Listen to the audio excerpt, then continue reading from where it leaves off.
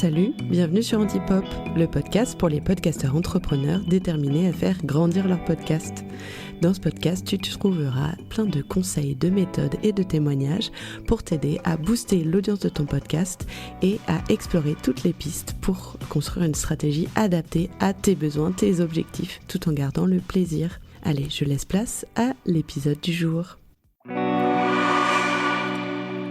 Salut les Antipoppies! Je ne sais pas si ce surnom est validé. Bon, vous me direz.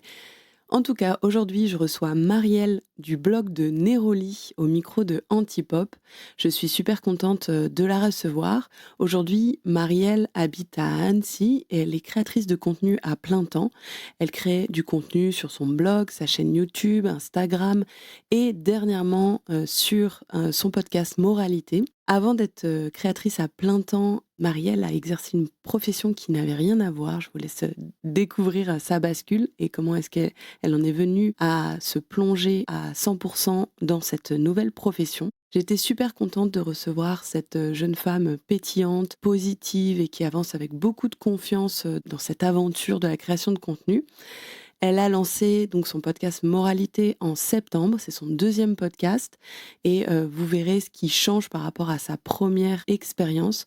En tout cas, elle en est super satisfaite, ça répondait à des objectifs très clairs pour elle et c'est un succès puisque sa communauté a accueilli avec beaucoup d'enthousiasme ce nouveau format et ses écoutes ont grimpé très vite pour atteindre aujourd'hui, un peu plus de 6 mois après, 40 000 écoutes par mois. Mais surtout, elle se rend compte que ce podcast lui permet d'aller toucher un nouveau public et de créer un lien différent avec les personnes qui la suivent.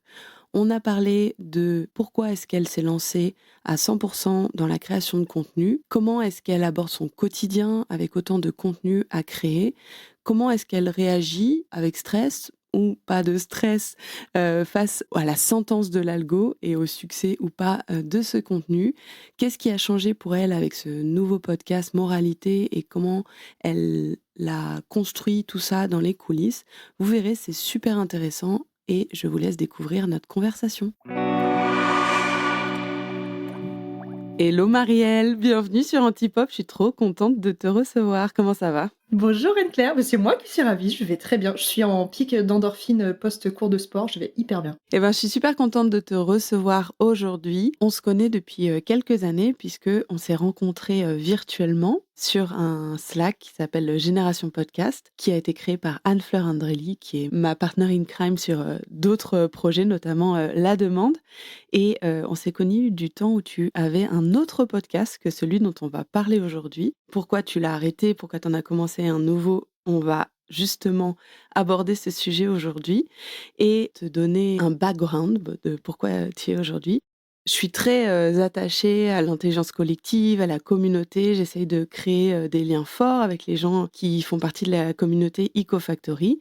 Et un des moyens de le faire, c'est de faire de la co-construction, c'est de faire des projets ensemble. Et donc en ce moment, je crée et j'organise avec mes membres un événement qui aura lieu en juin.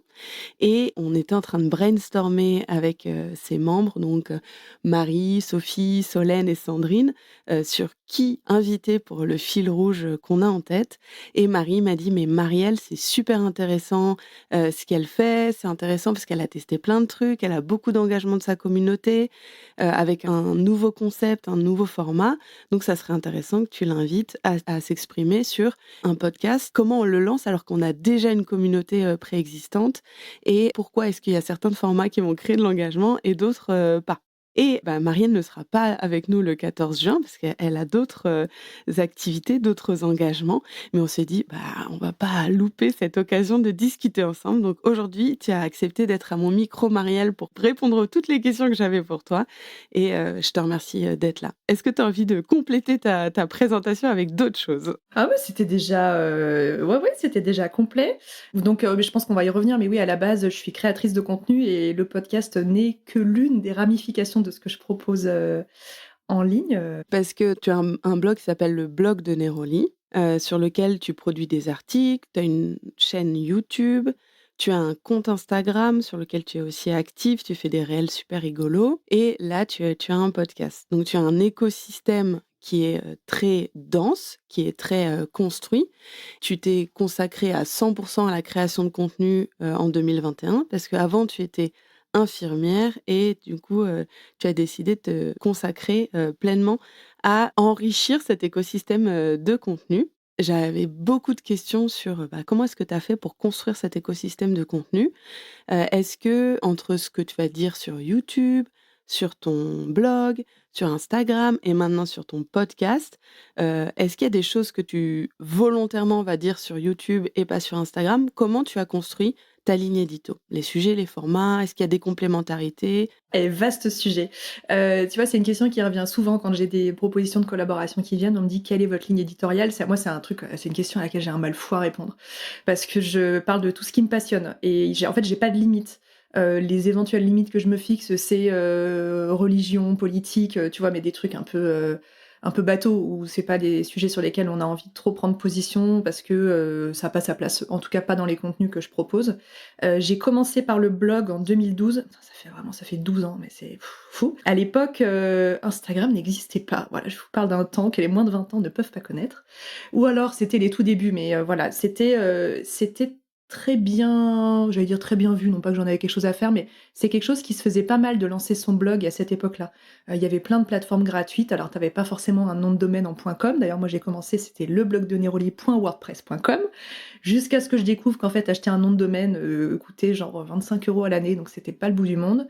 Et j'ai commencé par ce blog parce que j'ai toujours beaucoup aimé écrire, le bon choix des mots, la syntaxe, etc. C'était pas tant pour la photo, qui aurait pu être aussi un axe intéressant pour un blog, mais j'aimais beaucoup écrire et je me suis dit que c'était un bon biais pour partager ce qui me passionnait au quotidien. Et puis voilà, à l'époque, c'était vraiment simple, facile. T'avais plein de copines qui lançaient leur blog cuisine, voyage, tout ça. Ouais, j'ai une confidence à te faire. Moi aussi, Tu avais c'était ton en blog. 2011. Non, j'avais commencé un blog, j'avais écrit des articles et j'ai pas osé les publier. Oh C'est genre non! et pour moi, c'est un des projets que je regrette de pas avoir fait parce que j'ai vu, plein de gens qui ont osé dont toi, en fait, tu fais partie. J'étais à Barcelone à l'époque, je voulais partager les restos, mes découvertes et tout, tu vois? Ah, mais ça aurait été génial. Et j'aurais trop aimé le faire et franchement, c'est un des points dont je me souviens, c'est: «Meuf, si tu as envie de faire un truc, tu le fais, tu arrêtes de te poser plein de questions» et en fait, je l'avais pas lancé parce que j'avais demandé conseil à une copine, en disant: «Bah, qu'est-ce que tu en penses de mes articles?» et elle m'avait dit: «Franchement, ta tonalité et tout là, c'est un peu du déjà vu» et ça m'avait complètement bloquée et en fait, maintenant, je me dis: «Parfois, il faut pas demander l'avis à ses proches, en fait. Faut juste demander l'avis à des gens où tu sais ça va être constructif, où tu» voilà. Parfois, faut se lancer. Donc petite, Complètement. confidence, de 2011-2012, j'étais dans le même bateau et bah, ouais, peut-être que Tu vois et où ben, ça si je t'aurait m'étais, mené lancée si tu t'étais voilà lancé, ouais, ouais. Et et ça fait c'était partie, j'ai une espèce d'obsession de pousser les gens à passer à l'action. C'est parce que, bah, ah moi, mais je l'ai pas oui! fait à l'époque et je le regrette et donc du coup, j'ai pas envie que les gens, ils vivent, ce regret, comme moi. Puis quel est le risque, tu vois? Au pire, tu l'aurais lancé, il aurait pas été lu, c'est le pire truc qui puisse arriver et c'est pas bien grave non plus. Je sais bien, mais j'étais Heu, tellement un bébé à l'époque, j'étais bah, trop un ouais. bébé. Voilà, donc revenons à ta ligne édito. Tu disais, un peu le point commun de tout ce dont je vais parler, c'est ce qui me passionne et en fait, tu es une multipassionnée. Bah, en fait, en parlant justement du public, tu vois, moi, c'était un peu paradoxal. J'en avais parlé à mes amis très proches, mais je voulais pas que tout le monde le sache. C'est un peu le truc, je sais pas pourquoi, c'était pas pour mettre du mystère, parce que c'est un truc que j'ai jamais trop aimé, moi, les gens qui mettent du mystère, des secrets, tout ça.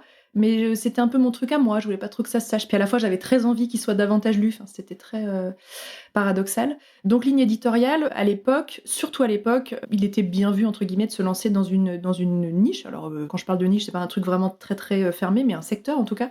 Donc, tu pouvais, voilà, te lancer, bah, typiquement un blog voyage, un blog cuisine, un blog beauté et les blogs beauté, est très, très consommé et moi, le domaine de la beauté m'a toujours énormément intéressée. Donc je me suis mise dans cet axe-là, pas par opportunisme en me disant: «Ah, bah, comme ça va marcher», mais réellement parce que c'est un sujet qui me passionnait et aujourd'hui la beauté occupe encore plus de la moitié de mes contenus donc c'est bien que ça me passionne depuis, 12 ans et puis, en fait, à force, d'écrire, je me suis rendu compte que dès que je parlais d'un truc qui me plaisait, en fait, les gens me suivaient et je le dis souvent, mais moi, le meilleur compliment qu'on puisse me faire, c'est, «Ah mais tu pourrais me parler d'un truc qui m'intéresse pas, je lirai ou je t'écouterai quand même». Ce que je trouve, vraiment, pour moi, c'est le plus beau compliment qu'on puisse, me faire et donc voilà, je me suis mise à parler de davantage de choses plus librement, quand j'ai eu ma fille, bah, un peu, voilà, de maternité, alors, sans trop rentrer dans le détail parce que je voulais quand même garder une grande part d'intimité et puis après pour les formats, ça s'est pour répondre à ta question, ça s'est développé aussi, Il y a des sujets qui fonctionnent mieux à l'écrit et qui fonctionnent mieux en vidéo, des choses très visuelles. Tu as beau faire un article de blog.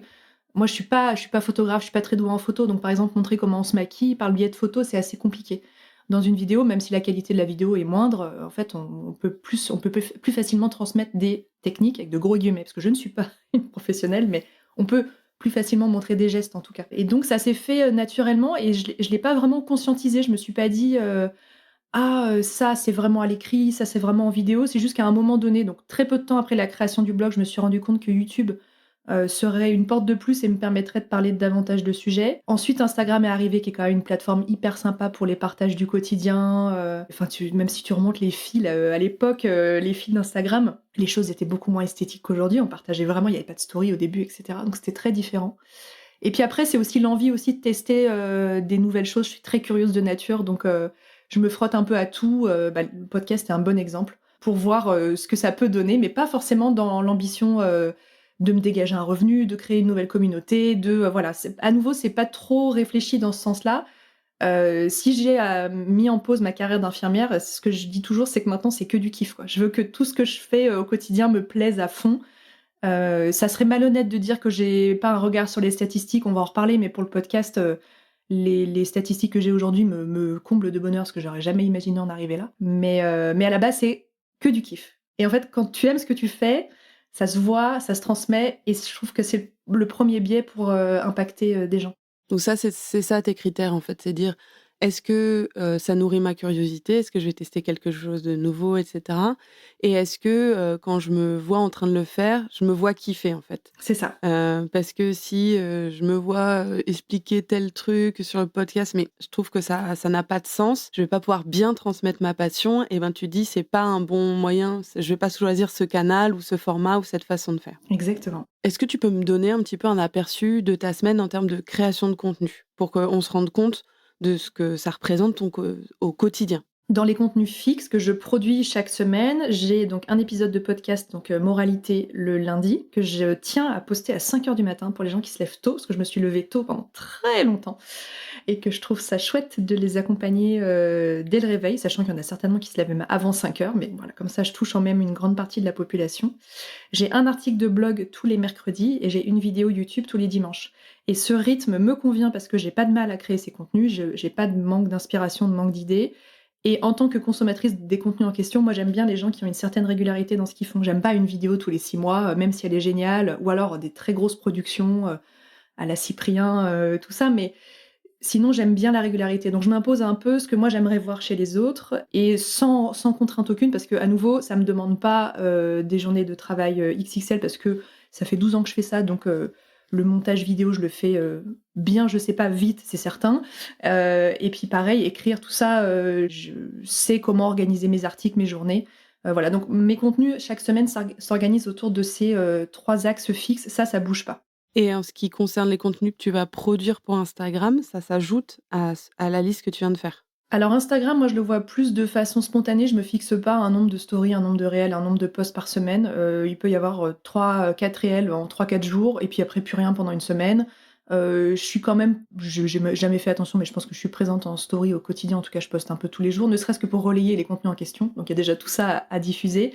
Et après c'est vraiment du spontané. Et puis ce qui se rajoute en plus derrière, c'est les collaborations rémunérées avec les marques, que j'inclus soit voilà, une marque qui va me dire on voudrait une vidéo sur YouTube, on se met d'accord et je leur dis bah voilà, du coup l'un de ces contenus sera en partie dédié à la marque. C'est que quelques minutes sur une grande vidéo ou un article de blog dédié.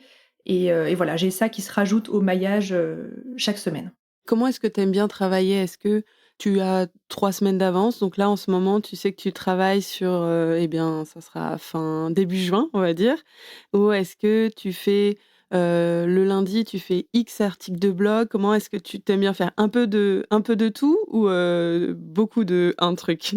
Je vais faire une réponse de Normande, un peu des deux. Ça dépend.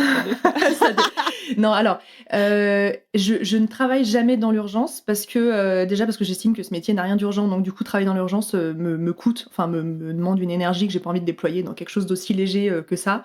À nouveau, c'est peut-être en rapport avec le métier que j'ai occupé avant. En revanche, j'ai globalement toujours une semaine d'avance. Là, on se parle un lundi matin, mon article de blog pour ce mercredi est prêt.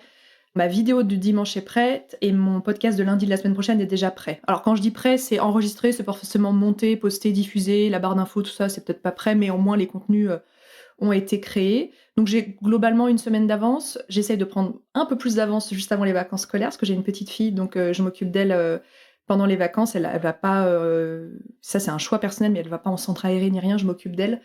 Donc ça me fait 2 semaines off où je peux éventuellement un peu répondre à des mails, mais je peux pas faire beaucoup plus que ça.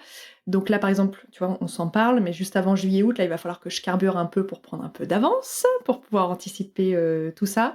Et après, je prends pas beaucoup plus d'avance volontairement aussi parce que je veux me laisser le choix de, tu vois, si je fais un vlog que je poste un week-end, je veux que le vlog ressemble à la semaine qui vient de passer ou la semaine un peu avant. Sinon, ça a plus trop de sens. Ça se contredit avec ce que je dis sur Instagram où je dis, ah bah vous verrez ça dans le vlog dans un mois. Enfin, ça n'a plus de sens. Donc pour un peu garder une chronologie, je prends pas non plus beaucoup plus d'avance que ça. Tu disais que c'est rare que tu sois en panne d'idées. Néanmoins, produire autant de contenu avec des formats différents, et cetera, ça demande, une certaine dose de créativité. Où est-ce que tu vas nourrir ta créativité? Et comment est-ce que tu arrives à rester, assez créative, voilà, au quotidien pour produire tout ça? Alors, il y a plusieurs choses. Déjà, je m'inspire beaucoup de ce qui se fait dans d'autres pays. Il suffit de consommer quelques chaînes YouTube outre-Manche, voire outre-Atlantique, et puis on trouve des idées. Alors, ça ne veut pas du tout dire copier, plagier, mais juste s'inspirer de nouveaux formats, de nouvelles façons de présenter les choses. Après, j'ai pas de honte à le dire, je recycle aussi un petit peu mon contenu. Parfois, je vais sur mon blog, je regarde ce que je faisais il y a 2-3 ans en arrière, et je me dis, ah bah tiens, j'avais écrit un article sur telle thématique, mon avis a changé, ou j'ai découvert d'autres produits, tu vois, si on est sur une problématique bien précise. Après, je suis d'un naturel tellement curieux que du coup, vraiment en 12 ans, ça m'est jamais arrivé d'avoir la page blanche, quoi. Vraiment, ça m'est jamais arrivé. Et je prends beaucoup de notes aussi au quotidien. Tu vois, ce matin, en sortant de mon cours de pilates, clac, j'ai eu une idée. J'ai juste écrit un mot sur mon appli de notes. J'ai une note dédiée au podcast. Et en sachant, voilà, c'est un thème que je voudrais aborder dans un futur épisode. Et donc, je prends beaucoup, beaucoup de notes. Après, je lis pas mal de magazines. Je suis beaucoup sur les réseaux sociaux aussi. Il y a des personnes qui disent je fais de la veille. Alors moi, je peux pas appeler ça de la veille parce qu'objectivement, ça m'éclate quoi de voir ce que mes consoeurs, confrères font. Mais sans le vouloir, ça m'inspire aussi. Donc voilà, je trouve que dans le quotidien, il y a déjà tellement de belles choses. Enfin, c'est pas très compliqué. Je vis dans une belle région, ça doit certainement aider aussi. Tu habites à Annecy pour celles et ceux qui nous Exactement. écoutent. Le fait d'aller regarder ce qui se fait ailleurs pour, eh bien, se dire: «Tiens, si on me propose tel angle, tel format à moi, ma façon de faire», comme toi, il y a cette tu assumes de dire: «Je propose ce qui me passionne», et ben, il suffit juste de dire: «Bah, comment je peux proposer différemment ce qui me passionne?» parce que ce qui te passionne, une nature passionnée, ça n'a pas besoin d'avoir plus d'inspiration que ça. Le fait au quotidien, d'être attentive à tes pensées, aux idées qui te viennent et de les garder parce qu'une idée, c'est assez éphémère, il faut pouvoir la choper, au bon moment, et donc tu as ton organisation avec ta page notes dans ton téléphone, j'imagine. Aussi de recycler, ton contenu et te dire: «Bon, bah, qu'est-ce que j'ai fait qui était bien et comment est-ce que je peux le changer un petit peu ou le réutiliser pour, le reproposer à ma communauté?» Trop bien. Pour les gens, qui nous écoutent, les podcasteurs, podcasteuses avec lesquels je discute, il y a un sujet souvent qui est la pression de ressentir cette régularité. Le fait de faire toujours plus et d'avoir l'impression de devoir, nourrir des algos ou tu vois, d'être un petit peu dans une perspective de roi de hamster où on donne toujours plus, et ça, il y a une pression qui peut se ressentir et qui peut avoir des impacts sur la santé mentale. C'est quoi ta perspective, ton regard sur ta santé mentale et comment est-ce que ton boulot, peut avoir une relation avec ce sujet-là? Moi, ce qui me plaît dans ce métier, c'est que oui, il y a des algorithmes, oui, il y a des statistiques, mais alors je parle vraiment en ce qui me concerne. Je sais bien que ça n'est pas une généralité, mais j'ai une communauté qui est tellement engagée, qui est là depuis tellement longtemps, que ce qui marche en termes de statistiques, j'entends, n'est pas ce qui demande le plus de travail. Et puis parfois, je vais passer beaucoup de temps sur quelque chose, je vais créer un contenu, je vais avoir de l'attente et le résultat est pas forcément à la hauteur de mes espérances. Et puis parfois, c'est l'inverse. Je poste un réel qui m'a pris 10 secondes à faire. Je l'ai eu sur la première prise, je le poste, je fais 1,2 million de vues, j'en ai fait un comme ça là il y a pas longtemps. Ça me scotche et du coup moi ça me fait du bien, de me rendre compte qu'en fait j'ai pas de prise sur tout ça en fait. Les statistiques ne sont pas le reflet du travail. Franchement ça se connaîtrait sinon.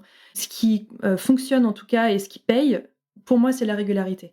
Et ce qui fait que si j'en suis là aujourd'hui, c'est parce que je travaille, je sais pas si je travaille bien, mais en tout cas je travaille comme je le souhaite et je me fous pas de la tête des gens qui consomment mes contenus, je sélectionne vraiment très précautionneusement les collaborations que je fais, etc. Et à nouveau, avec le métier que j'occupais avant, donc j'étais infirmière en soins intensifs pendant 11 ans, donc j'ai eu pendant très longtemps le blog et tout le reste, les réseaux sociaux, etc. en parallèle de ce métier-là. Quand j'ai décidé de mettre ce métier d'infirmière en pause, je me suis dit, je refuse qu'il y ait une contrainte de ce style-là. Et en fait, le jour où ça me coûte, le jour où ça me déprime, franchement, j'arrête, quoi. Enfin, je reprends un boulot d'infirmière, peu importe. En fait, mais vraiment, j'aurais même pas de mal à le faire. Il y a des gens parfois qui disent ça, genre, oh, j'aurais pas de mal à reprendre mon boulot d'avant, mais vraiment, je le dis honnêtement parce que j'aurais la sensation d'avoir testé, d'avoir essayé de vivre ma vie uniquement sur ce job passion. Et puis, au bout d'un moment, c'est pas que ça fonctionne plus, mais c'est que soit ça correspond plus à mes attentes, ou alors financièrement, ça ne fonctionne plus.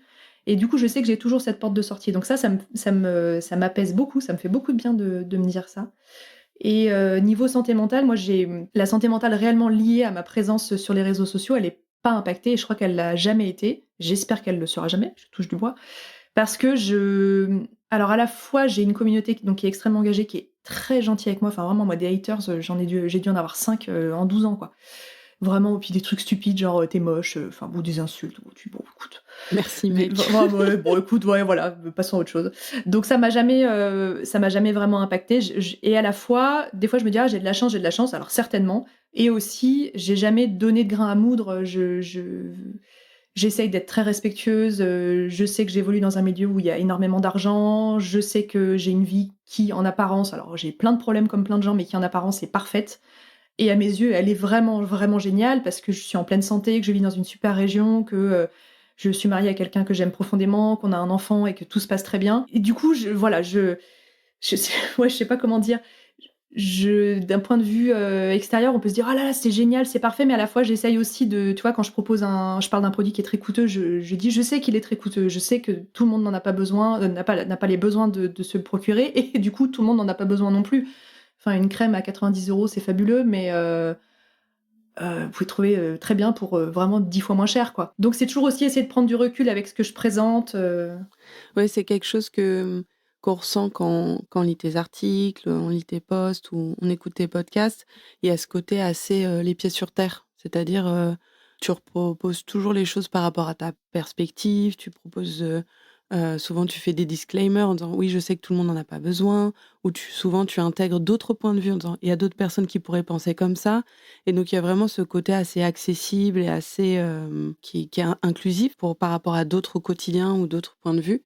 J'imagine que du coup, c'est issu des conversations que tu vas avoir avec tes abonnés et le fait, tu vois, d'avoir vraiment conscience de qu'est-ce qu'ils aiment, qu'est-ce qu'ils vivent, etc.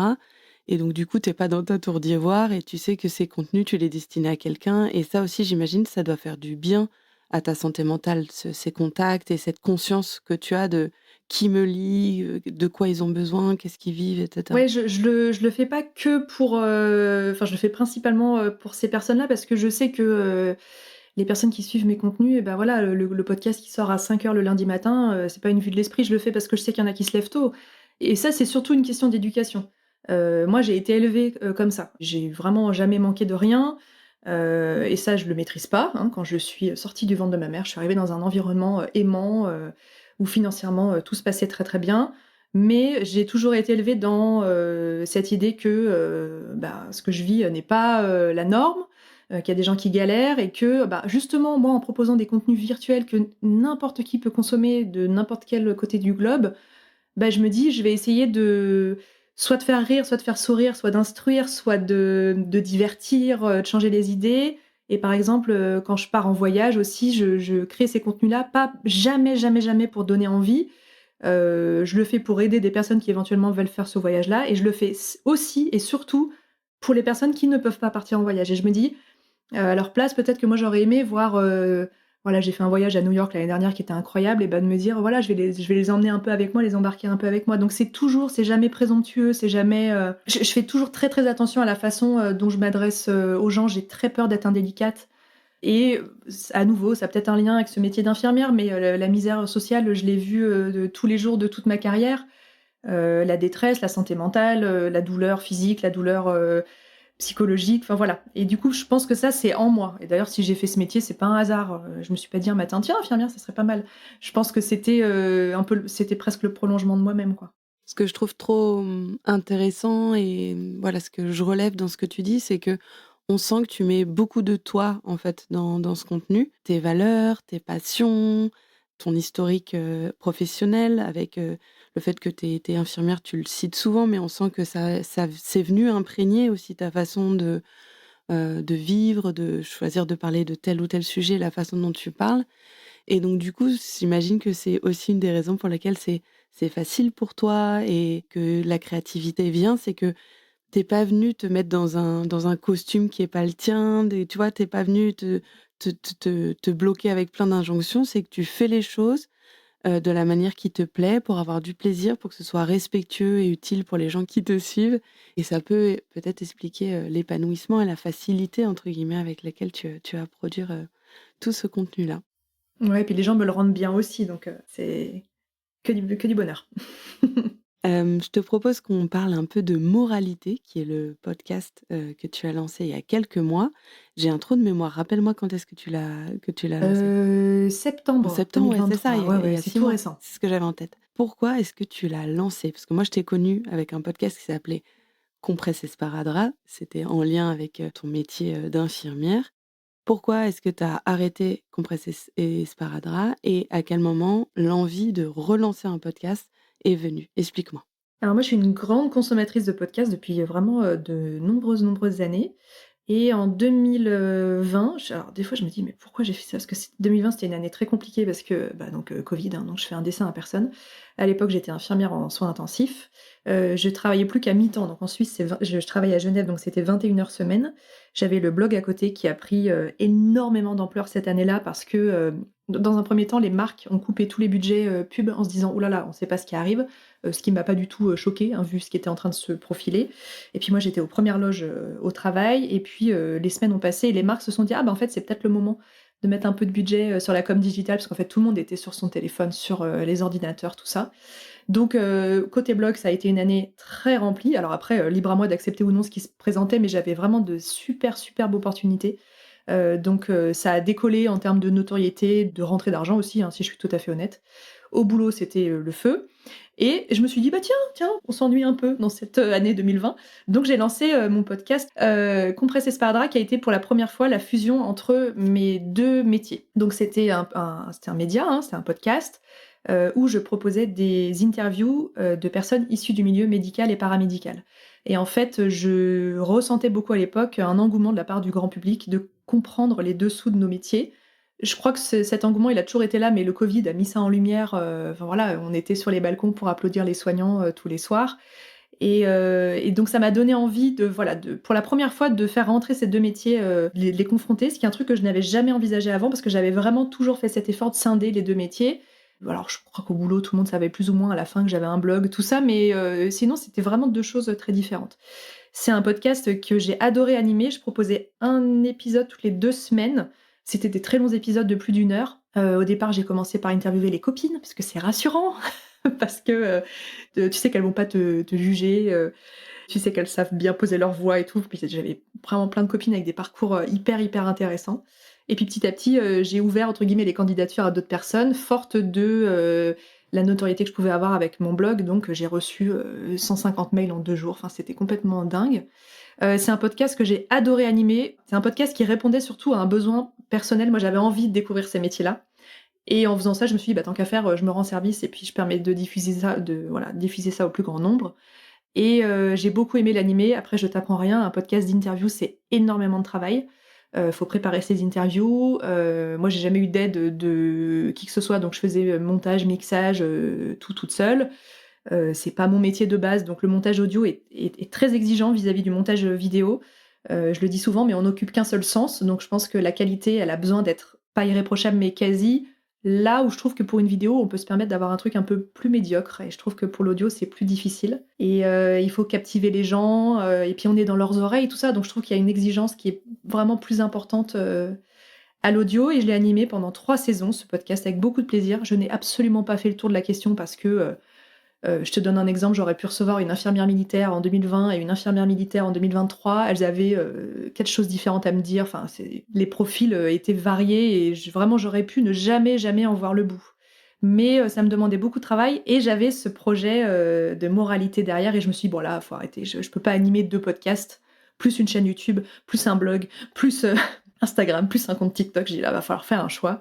Donc j'ai mis Compresse Esparadrap en pause, je dis bien en pause parce que je sais pas, peut-être qu'un jour j'aurai envie de le reprendre. Après, les épisodes sont toujours disponibles, je paye un hébergement pour qu'ils soient toujours disponibles, donc ils continueront à vivre, ce qui est une bonne nouvelle.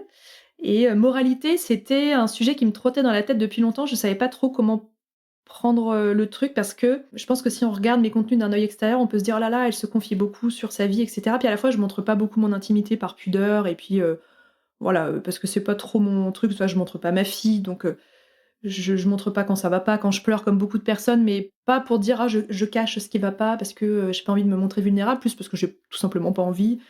Et moralité, je voulais trouver le biais pour me confier un peu plus, pour un peu plus rentrer dans le détail de l'émotionnel, etc. Avec toujours un versant un peu humoristique, parce que c'est quelque chose qui m'anime depuis longtemps. Et alors, je sais pas si j'ai réussi, mais en tout cas, quand je vois les audiences, les retours que j'ai, je suis ravie. Donc, je sais même pas comment résumer moralité. Je l'ai appelé moralité parce qu'en fait, je prends des thématiques et à la fin de l'épisode, je glisse une petite morale, alors qui est rarement sérieuse, qui est souvent humoristique.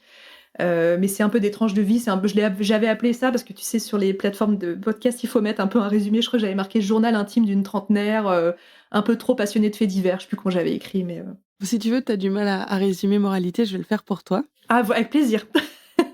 Donc, moralité, c'est une chronique solo qui est publiée tous les lundis à 5h. Elles font à peu près 20 minutes. La ligne édito est un panaché de plein de sujets donc qui te passionnent.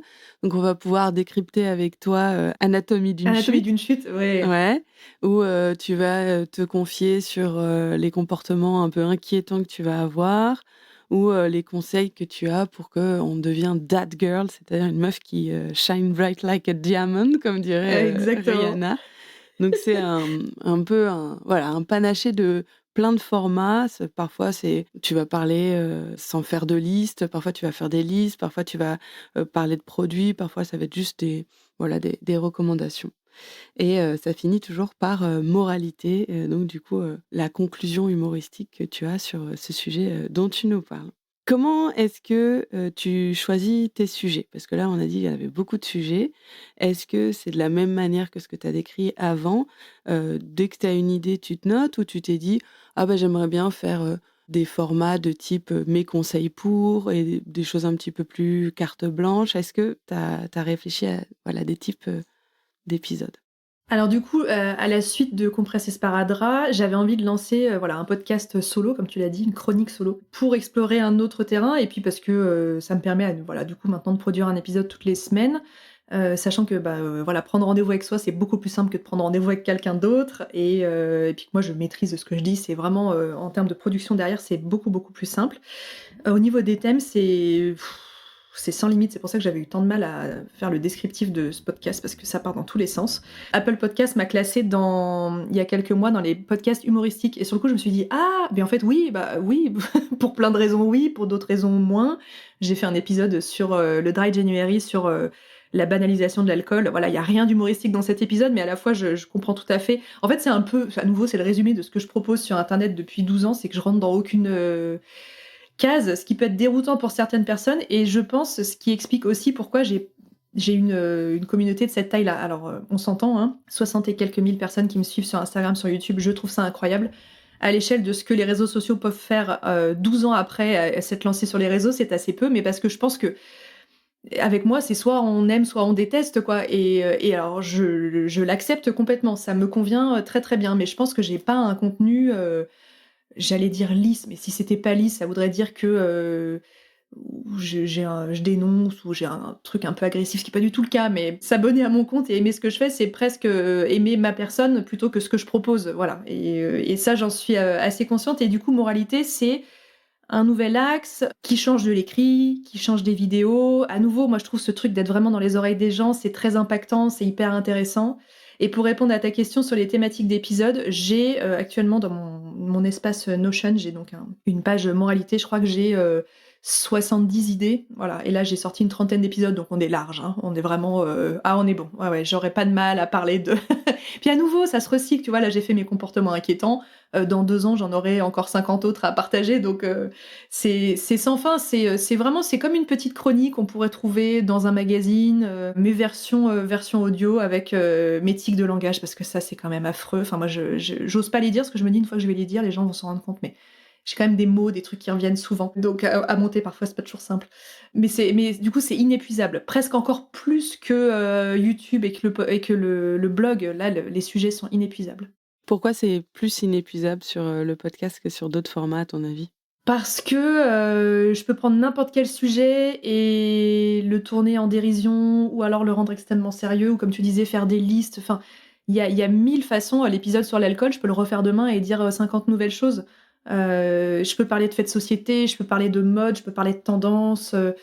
Je peux faire une sorte de journal de bord sur un truc que je traverse à un moment donné.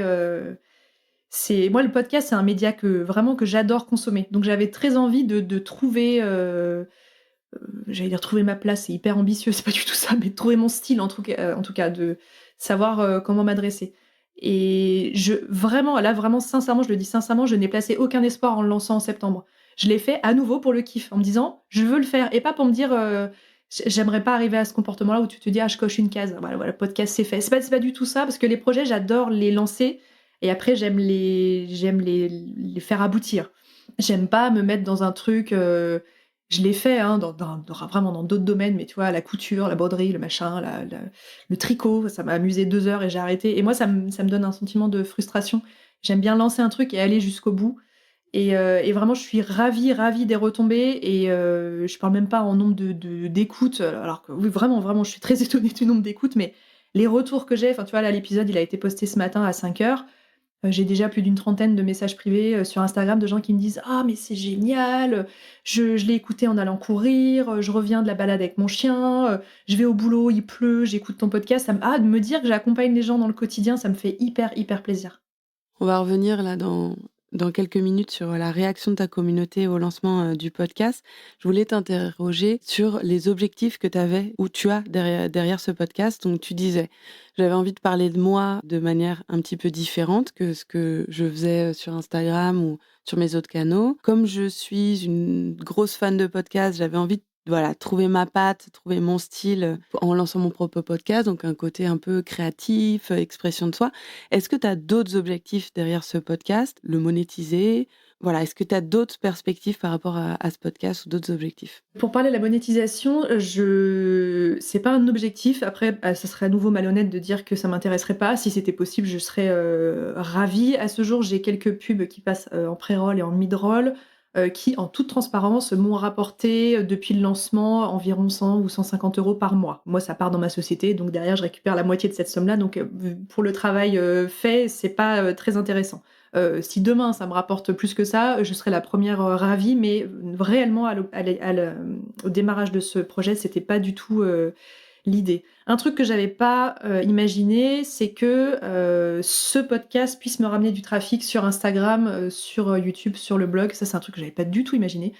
Parce que j'ai souvent l'impression qu'on me découvre sur Instagram et qu'après on découvre le reste, mais qu'on me découvre par le podcast et qu'on découvre le reste, ça, je l'avais pas imaginé. La semaine dernière, j'ai enregistré un épisode avec Léa de Trop Bonne, Trop Cool. Et justement, elle me dit, je t'ai découverte parce que en bas de mon podcast, j'ai des recommandations de podcasts du même univers et le tien était dedans. Et j'ai trouvé ça incroyable. Voilà, je l'avais pas du tout envisagé. Et en réalité, quand je regarde les chiffres, ce qui est pas vraiment mon fort, mais de temps en temps, je me penche dessus. Oui, ma communauté a fortement grandi ces derniers mois. Alors, il y a eu quelques réels qui sont devenus un peu viraux, mais je pense aussi par le biais du podcast. Donc ça, c'était pas du tout réfléchi, mais objectivement, je suis ravie. J'essaye auprès des marques qui travaillent avec moi pour des collaborations rémunérées, souvent sur Instagram et puis parfois sur YouTube, sur le blog. J'essaye de planter une graine en leur disant ça serait intéressant qu'on puisse faire des choses sur le podcast. Je l'avais déjà fait à l'époque de Compresse et Sparadrap. J'ai eu 4 ou 5 clients. Alors, pour Compresse et Sparadrap, le secteur était très réduit. Je voulais pas faire la pub pour une marque de voiture, ça n'avait aucun sens. Donc, j'ai eu le Forum européen de la bioéthique, j'ai eu une société qui faisait de l'intérim dans le domaine médical. Enfin voilà, j'avais vraiment des clients très spécifiques. Et j'ai pu leur prouver en fait que quand on était littéralement dans les oreilles des gens, le message était impactant. Et donc sur le podcast, je serais la première ravie, tu vois, quand une marque me contacte en me disant on voudrait un set de story, un réel sur Instagram, de leur dire est-ce que vous avez un tout petit peu plus de budget, mais vraiment pas grand-chose, et on peut aussi faire quelque chose sur le podcast. Et ça prend pas encore beaucoup pour mon podcast, pour ma communauté, pour l'ancienneté qu'il a. Mais j'aimerais prouver aux marques que c'est un axe intéressant, et je ne doute pas que ça va devenir un canal de diffusion très populaire dans les années à venir. Ça l'est déjà pour plein de podcasts, mais pour des plus petits comme le mien, je ne doute pas que ça le deviendra aussi. Ça, c'est vraiment une bonne pratique et un réflexe à avoir. Si vous créez un écosystème autour de votre podcast, c'est-à-dire si en plus du podcast, vous avez un compte Instagram, une newsletter, un blog ou voilà, d'autres canaux sur lesquels vous allez diffuser du contenu, si vous avez envie de dealer avec un partenaire sur par exemple du sponsoring ou un partenariat rémunéré, pensez écosystème. Dites-vous que c'est pas seulement votre podcast que vont sponsoriser, c'est une visibilité pour cette marque, pour son message auprès de votre communauté au sens large, et de réfléchir comment est-ce que vous pouvez décliner ce partenariat en audio, en écrit, avec un réel, et cetera. Donc ça, c'est vraiment quelque chose qui est hyper puissant et qui en plus est super qualitatif et super pro pour les marques auxquelles vous adressez. Ouais, et puis les marques vous contactent parfois pour, enfin tu vois, moi ça peut être l'exemple, on me dit ah bah tiens, on pourrait faire un réel, et je leur dis ah mais j'ai aussi un podcast, et je me dis ils doivent le savoir. On me dit ah vous avez un podcast, mais en fait les gens ils savent pas, ce qui est logique. Toi t'es dans ton truc, t'es dans ta posture, tu dis ah mais tout le monde sait ce que je fais, et en réalité comme dans le marketing on dit toujours faut que le message soit passé 7 fois avant que le client par exemple procède à l'achat. Et bah pour ce genre de situation c'est un peu pareil. On a très souvent, enfin moi j'ai très souvent l'impression de me répéter aussi souvent. Mais tu vois, à la fin de certains épisodes de podcast, je me force à dire n'hésitez pas à me suivre sur Instagram, parce qu'à nouveau, il y a peut-être des gens qui démarrent par là et qui se disent pas ah, elle a un compte Instagram. Dans ce domaine-là, ça vaut le coup de toujours suggérer, de répéter. Et quand on est que dans son truc à soi, moi j'ai l'impression que je fais que ça, me répéter tous les jours. J'ai un blog, j'ai un compte Instagram, j'ai écrit un livre, j'ai machin. Et en fait, les gens, ils te suivent pas que toi. Puis en fait, l'exemple, tu l'as tout trouvé avec ta pratique à toi. Tu te rends compte que tu connais pas la vie de tout le monde. Et puis, t'as pas tout en détail. On suit tous 200, 300, 400 comptes sur Instagram. Donc, ça vaut le coup de se répéter. Nous, on se répète, mais pour les gens, il y en a certains qu'on va toucher pour la première fois. Donc, bien en parler souvent, quoi. Très important, ouais, de faire des ponts entre les différents endroits de son écosystème, parce que, comme tu disais, tu es la seule personne à connaître tous les contenus que tu produis, et proposer une invitation aussi. Ça, c'est quelque chose que j'aime bien dans tes épisodes, c'est que souvent, à la fin, tu fais une invitation très concrète. Venez me dire si ça vous parle. Est-ce que vous aussi, vous avez des comportements inquiétants? La preuve, tu me disais que là, tu as déjà 30 messages pour répondre à ces questions. Ça marche. J'aimerais bien qu'on passe la dernière partie de cette interview sur le sujet de la communauté. Comment est-ce qu'elle a réagi, ta communauté, à ce nouveau format? Et plus largement, comment est-ce que tu utilises ce podcast pour créer de l'engagement et continuer à enrichir la relation avec les membres de ta communauté? L'engouement a été là tout de suite, très très vite.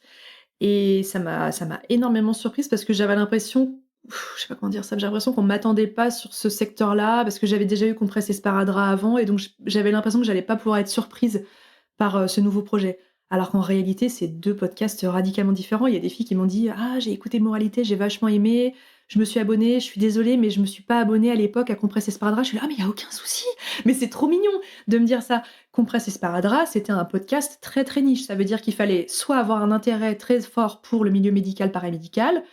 Souvent, quand on a cet intérêt-là, c'est parce qu'on évolue, qu'on travaille dans ce secteur-là. Et puis, quand on travaille dans ce secteur-là, on n'a pas toujours envie d'en entendre à nouveau parler le soir, le matin, quand on rentre chez soi. Donc, c'était un truc, je savais que c'était très niche. Pour Moralité, ça a été tout de suite hyper bien reçu. À nouveau, un compliment qu'on m'a fait qui m'a touché en plein cœur, c'est des filles qui m'ont dit tu es le premier podcast auquel je m'abonne. J'ai téléchargé une application, genre Spotify, Apple Podcast, pour t'écouter. J'attends ton épisode impatiemment. Là, je mets le podcast en pause. Je sais pas si je vais continuer comme ça, mais je le mets en pause pendant les vacances scolaires pour retrouver des idées, parce que j'ai très peur de manquer d'idées, parce que c'est quand même tout neuf. Malgré le fait que je fasse ça depuis 12 ans, le podcast est tout neuf. Et quand on me dit ah mais lundi, il n'y avait pas d'épisode, je me suis demandé ce qui se passait. Puis après, j'ai réalisé que c'était les vacances. Je me dis ah mais c'est fou. Donc ça veut dire que ce que je fais est devenu un rendez-vous, et ça m'honore complètement. Et donc, qu'est-ce que tu testes avec ce podcast pour les engager, pour créer cette relation avec tes membres? Est-ce qu'il y a des techniques, des choses que tu fais? On a parlé de la question en fin d'épisode, mais est-ce que ou tu as d'autres projets, en tête? Ah, il y a un truc que je fais, que je trouve, sympa, c'est que alors déjà, il y a plein de personnes qui me donnent des idées d'épisodes.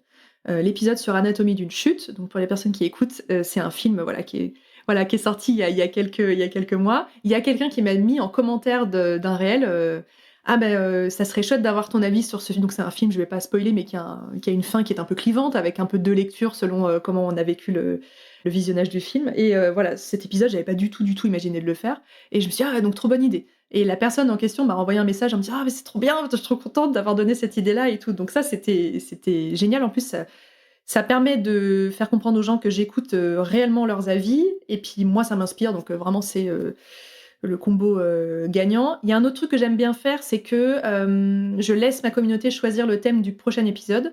Donc voilà, je fais des sondages sur Instagram, je mets 4 thèmes, donc faut réussir à faire rentrer ça dans 4-5 mots. Parfois, c'est pas toujours simple. Et puis parfois, il y a des gens qui me disent: «Ah, je j'arrive pas trop à savoir ce que tu voulais dire derrière ce thème». Bah oui, mais c'est pas toujours facile à l'écrit comme ça et je laisse, voilà, les personnes choisir, quel sera le prochain épisode et à nouveau, le meilleur compliment qu'on puisse me faire, c'est, «Ah mais moi, j'aimerais vraiment écouter les 4» et je suis là: «Non, non, mais ils vont finir par être diffusés, mais je vous laisse choisir le prochain». Donc c'est ça, j'aime bien parce que ça rend les personnes un peu actrices, du podcast. Ça me permet aussi de comprendre, sur quel sujet on m'attend, avec de gros guillemets, parce qu'on n'attend pas mon avis, hein, mais de comprendre quels sont les intérêts, sur certaines thématiques et voilà, c'est un peu comme ça que j'interagis avec eux. Trop bien, trop chouette. Mentionner les gens quand ils t'ont suggéré un épisode, ça permet de les remercier et puis montrer aux autres personnes qui t'écoutent que tu es ouverte à ce genre de propositions et être dans la co-construction et dire: «Bah, allez, on choisit le prochain épisode», bah, ça leur donne un rôle et ça a un côté assez ludique. On va passer aux questions de la fin. Qu'est-ce que tu aimerais qu'il devienne ce podcast et qu'est-ce que tu aimerais vivre avec lui?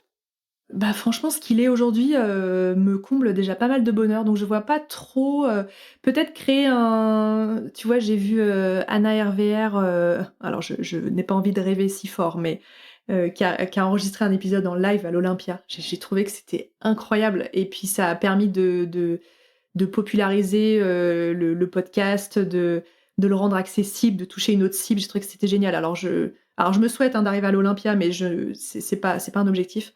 Mais peut-être, voilà, de créer peut-être un événement autour de ça, tu vois, enregistrer un épisode en public, même si je vois pas ce que je pourrais dire, mais ça, c'est peut-être un truc, qui pourrait me plaire, ouais. Trop bien. Quel conseil tu donnerais à quelqu'un qui nous écoute et que ton parcours, a inspiré et qui aurait eu envie de créer un écosystème multicanal autour de son podcast? Eh ben, il y a rien à perdre, en fait. Il y a rien à perdre ou alors un tout petit peu d'argent, mais vraiment pour héberger son podcast. Il y a même des plateformes où on peut le faire gratuitement, on y passe peut-être un peu plus de temps. La seule chose qu'on a à perdre, c'est du temps et à nouveau, je l'ai déjà dit, mais quand on fait ça par passion, ça serait comme dire à quelqu'un qui fait de l'aquarelle et du coup, tu as pas l'impression que tu perds ton temps. Bah non, parce que vraiment tu aimes l'aquarelle, donc non. Mettre en lumière sa passion, passer du temps sur sa passion n'est jamais une perte de temps. Donc voilà, moi le conseil que j'aurais, c'est que, bah, il y a rien à y perdre. J'adore, merci. 2 dernières questions. Une ressource que tu recommandes aux podcasteurs, aux podcasteuses qui nous écoutent? Quelque chose que toi, tu as bien aimé? Ça peut être un podcast, un livre, un article, Et ben, je pense notamment au pour tout ce qui est montage, mixage qui peut être un petit peu, effrayant. Alors moi, j'avais déjà l'expérience du montage vidéo, mais vraiment j'insiste, c'est 2 choses tellement différentes et en fait, il y a plein de ressources en ligne qui sont gratuites. Vous allez sur YouTube, vous tapez, montage podcast gratuit. Alors il y a pas mal de tutos en anglais, mais en réalité, même si alors déjà, on peut traduire, les contenus sur YouTube avec des sous-titres en français pour la plupart des contenus et deuxièmement, même si vous parlez pas un mot d'anglais, il suffit de regarder où les gens cliquent et on s'en sort assez vite. En fait, je trouve que quand on dépense beaucoup d'argent dans un projet dès le départ, on a des attentes qui vont, avec cette dépense d'argent et donc voilà, moi, le micro que j'ai devant moi, là, il coûte, pas 100 € quoi. Je pense qu'on peut le trouver d'occasion et qu'il y a des trucs, très, très bien, genre le Blue Yeti, c'est très correct. Je pense qu'on peut même enregistrer sur le dictaphone de son smartphone pour une qualité vraiment très correcte. Donc je conseillerais de pas dépenser trop d'argent parce qu'après il y a on y met trop d'émotions, on y met trop de ouais, on a trop d'attentes et en fait, des ressources gratuites, il y en a plein et on peut, faire, quelque chose de très qualitatif sans dépenser beaucoup d'argent. Voir grand, commencer petit, c'est parfait Ouais, ouais, comme ouais. philosophie. Mais après, il y a des personnes qui disent: «Ah, il faut pas avoir peur tout de suite d'investir et tout» et moi, je trouve que quand on investit, tu vois, tu t'achètes un super appareil photo, tu fais pas des belles photos. Alors peut-être que je parle que pour moi, hein, mais mon point de vue, je trouve on est vite déçu, en fait. Quand on met beaucoup d'argent dans un objet et qu'en fait, on sait pas s'en servir, un très bon photographe, tu lui donnes un appareil jetable, il fait des trucs incroyables. Voilà, bah, c'est un peu le même principe, pour le podcast. Et dernière question pour terminer, notre échange. Merci Marielle pour tout ce que tu as partagé aujourd'hui. Tu ouvres ton appli de podcast et tu vois popper un nouvel avis iTunes. Qu'est-ce qu'il dit? Qu'est-ce qui te ferait trop plaisir de lire? Ah bah, vraiment, je t'ai découverte par le biais du podcast, et j'ai eu envie de découvrir la suite. Ça me comble de bonheur. Ouais, je l'ai reçu il y a pas longtemps, ouais, quelqu'un qui m'a dit ça et j'ai adoré lire cet avis. J'adore. Merci Marielle pour, cet échange, c'était trop chouette. Plein d'audace, de positivité et puis de se dire que si on fait les choses pour se faire plaisir, pour, respecter qui on est, pour, nourrir sa curiosité, sa personnalité et qu'on cherche à connecter avec les autres et ben, il y a de très belles choses, qui peuvent venir. Merci pour ta transparence et pour tout ce que tu as partagé. À très vite. Merci à toi Anne-Claire, à bientôt. Ça y est, ma conversation avec, Marielle, est terminée. Et j'avais envie de partager avec vous, 2 choses que je retiens de cette, presque heure, ensemble.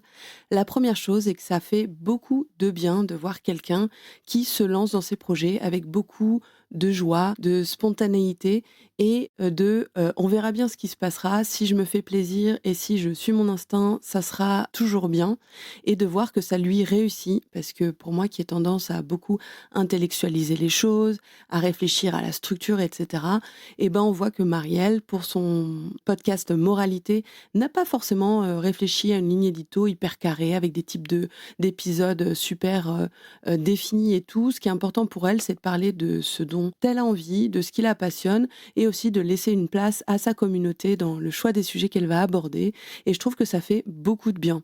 La deuxième chose, que je retiens, c'est son rapport, et bien, à son travail. C'est vrai que parfois, un podcast qui est censé être un sujet plaisir, un sujet, de passion, de créativité, commence à prendre une place dans la vie, un petit peu plus forte et ça se, traduit par du stress, par de la pression et tout et ce que rappelle Marielle, c'est la chance en fait qu'on a, créateurs et créatrices de contenu, de pouvoir dédier du temps à faire, cette activité-là, donc à plus ou moins grande échelle dans notre agenda.